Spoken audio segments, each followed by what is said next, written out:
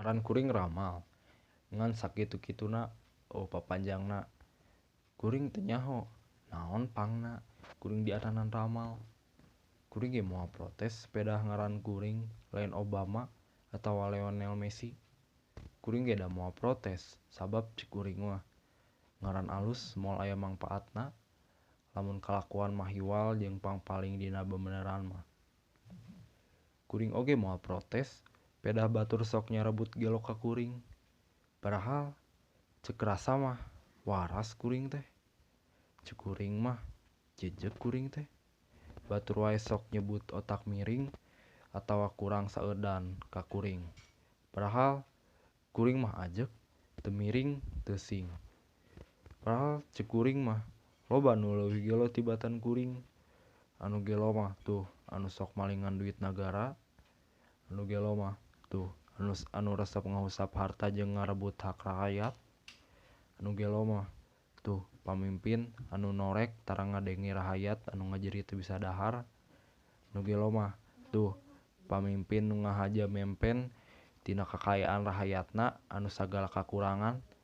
Nu gelo mah tuh pamimpin anu teu bisa mimpin. Nu gelo mah tuh pamimpin anu kalakuanna teu piturutaneun. Teu gampang deuleu jadi pamimpin teh. Gede deuleu tanggung jawabna jadi pamimpin mah. Ieu teh sagawayahna deuleu jadi pamimpin mah. Teu kabeh bisa jadi pamimpin. Nu matak kuring mah sok hayang seuri lamun aya anu hayang jadi pamimpin teh.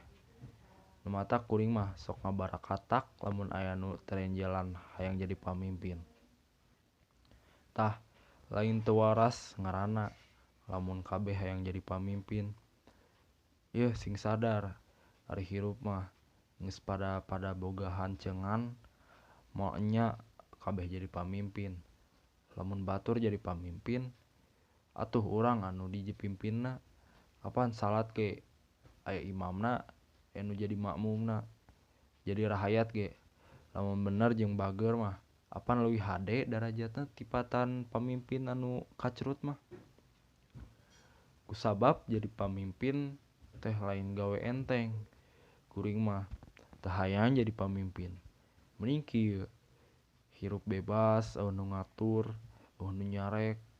Mending siga kuring bebas teu kauger ku aturan ieu-ieu. Nu matak lamun hayang hirup mah tumaninah lepas ti sagala kasusah. Hayu hirup siga kuring. Wassalam.